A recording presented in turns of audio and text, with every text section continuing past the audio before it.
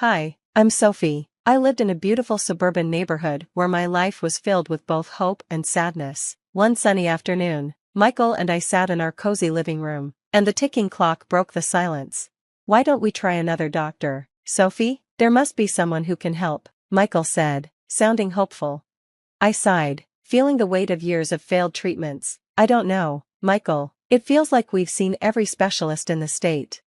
He took my hand and looked at me sincerely. We can't give up. We're in this together. His support kept me going, but we didn't know that trouble was coming. The doorbell rang, and Michael's mother, Evelyn, stood there, looking disapproving.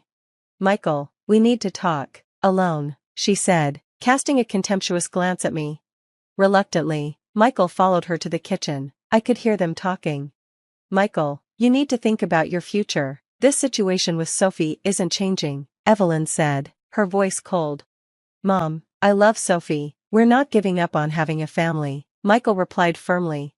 You need an heir to carry on the family name. Maybe it's time to consider other options, Evelyn suggested, hurting my feelings. That night, as we lay in bed, Michael wrapped his arm around me. Don't listen to her, Sophie, we'll prove her wrong, he whispered. Days turned into weeks, and our hope returned when I finally got a positive pregnancy test. We were so happy, but our joy didn't last long. During a family dinner, Evelyn said something hurtful.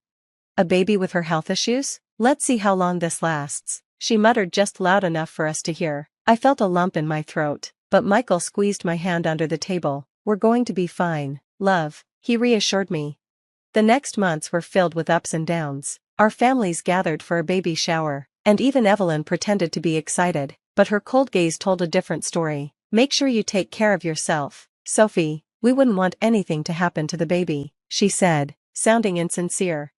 I will, Evelyn, thank you, I replied, trying to hide my discomfort. As my due date got closer, Michael and I prepared the nursery. The walls were painted a calming pastel blue, and the crib was ready for our little miracle. It's perfect, isn't it? Michael said proudly. It's everything we've ever dreamed of, I replied, feeling a mix of love and anticipation. However, our dreams shattered when complications arose during labor. The doctors rushed me into surgery, and when I woke up, they told me our baby boy didn't survive. Holding each other, Michael and I cried for the child we never got to meet. In my grief, Evelyn's hurtful words echoed in my mind. Despite our pain, we refused to give up. With each other's support, we faced our challenges head-on, determined to overcome the hurdles life threw at us. Our love is stronger than any obstacle, Michael assured me, his voice soothing my aching heart. Through our journey of despair and hope, we learned the true meaning of resilience and the strength of unconditional love. Our story was not over, and we were ready to face whatever came our way together. Months passed after our heartbreaking loss, and just when hope felt distant, a miracle happened. I was pregnant again. The joy Michael and I felt was beyond words. Like sunlight breaking through dark storm clouds, we embraced this new beginning after years of heartache. Can you believe it, Sophie? We're going to be parents, Michael exclaimed, his eyes sparkling with excitement. The months flew by, bringing us closer to meeting our little miracle. The nursery was painted soft pink, and we often sat there imagining our lives with our baby girl.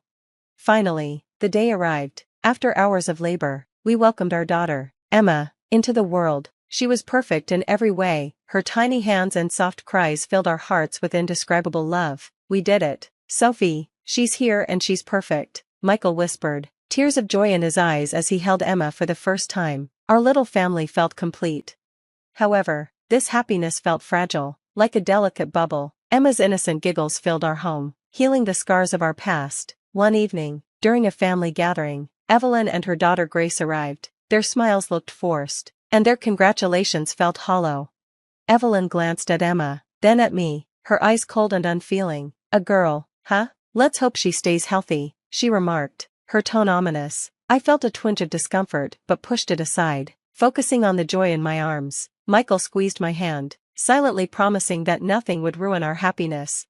The first 3 months of Emma's life were a whirlwind of sleepless nights and endless cuddles, but our bliss was short-lived. Suddenly, Emma fell ill, and her condition worsened quickly. Despite the doctor's best efforts, we lost her. Our world, once filled with laughter and cries, was now silent. The emptiness at Emma's funeral was overwhelming. The air was heavy with grief as friends and family gathered. their faces showing sorrow. However, Evelyn and her daughter Grace stood out in the crowd. They showed no tears, no signs of sadness, almost as if they weren't affected by the tragedy at all. As I stood by Emma's tiny coffin, my heart breaking, I noticed Evelyn and Grace whispering to each other with smirks on their faces. Their blatant disrespect in such a sacred moment shocked me. "Can you believe it? Another one gone. Maybe it's a sign, huh?" Grace whispered, not realizing I could hear her. Evelyn chuckled softly. "Perhaps Michael will finally see sense and leave her."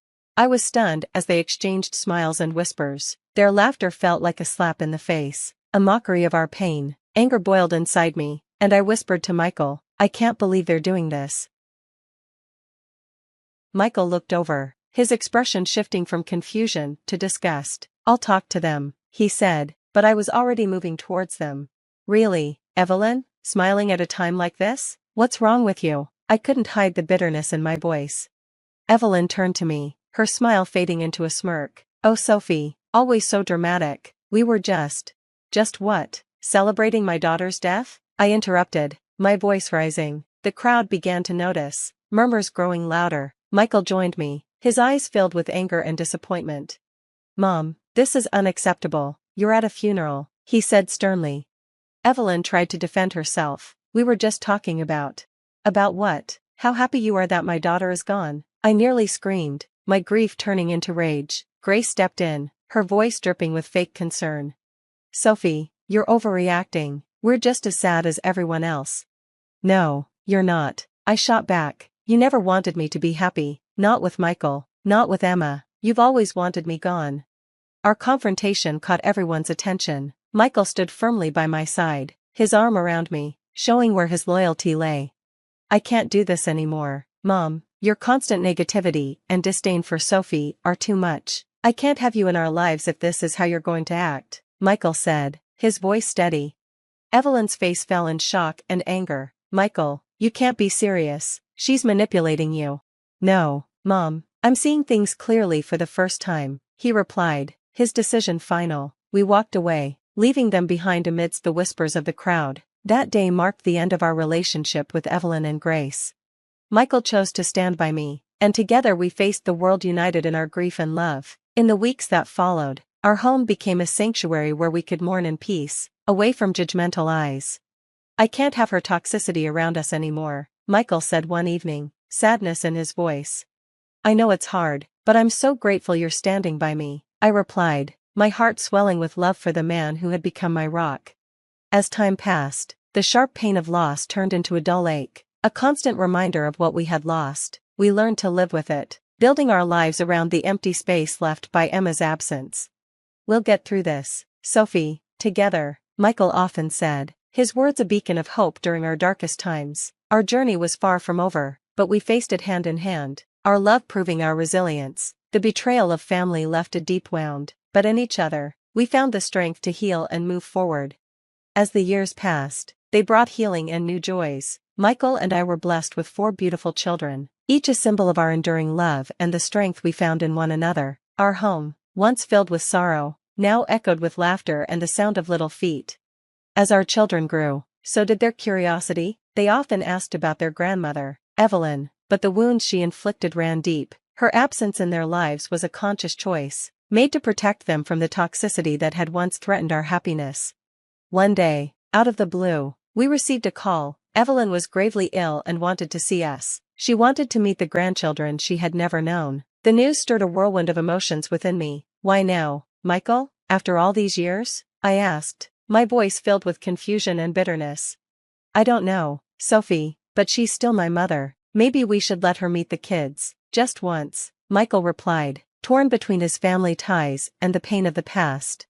After much deliberation, I agreed, not for Evelyn, but for our children and perhaps for Michael to offer him some closure. On the day of the visit, I watched as Evelyn entered our home, frail and aged, a stark contrast to the woman who once used words as weapons. Our children greeted her politely, unaware of the heavy history hanging in the air. As Evelyn interacted with them, I noticed a flicker of regret in her eyes, but it felt too little, too late. The chasm between us was too wide, and the hurt ran too deep. After the children went to bed, Evelyn turned to me, her eyes weary. "Sophie, I know I've made mistakes. I'm sorry, truly sorry, Evelyn said, her words long overdue but failing to stir forgiveness in my heart. Evelyn, I appreciate your apology, but I can't forget what you did, how you made us feel when we needed support the most. I looked at Michael, who sat beside me, a silent source of strength. Mom, we've moved on. We've built a happy life without the negativity you brought into it, he added firmly. Evelyn nodded, a single tear trailing down her cheek. I understand. I just needed to say it and try to make things right before it's too late. As she left our home that night, I felt a sense of closure. The chapter of our lives tainted by her bitterness was finally coming to an end. I had moved on, and we had moved on. In the faces of our children, I saw a bright future, unburdened by the past. We did the right thing letting her see the kids, I said. Yes, we did, for them, and maybe a little for us too, Michael replied, and I felt a weight lift from my shoulders. Our story, marked by trials and tribulations, was also one of triumph and love. It reminded us that out of despair can come the greatest joys, and that, in the face of betrayal and hurt, the strength of the human spirit can prevail. The story of Sophie and her journey through heartache and triumph has come to an end, but it leaves us with a thought-provoking question. If you were in Sophie's place, would you have allowed Evelyn, the person who caused so much pain, to meet your children in her final days? Is compassion more important than past grievances, especially when someone is seeking forgiveness at the end of their life? Share your thoughts and experiences in the comments below. If you enjoyed this story, please don't forget to like the video and subscribe to the channel for more engaging content. Your support means a lot and helps us bring more stories like this to you. Remember, every like, comment, and subscription helps us grow and continue sharing these narratives. Thank you for watching, and we can't wait to read your insights in the comments.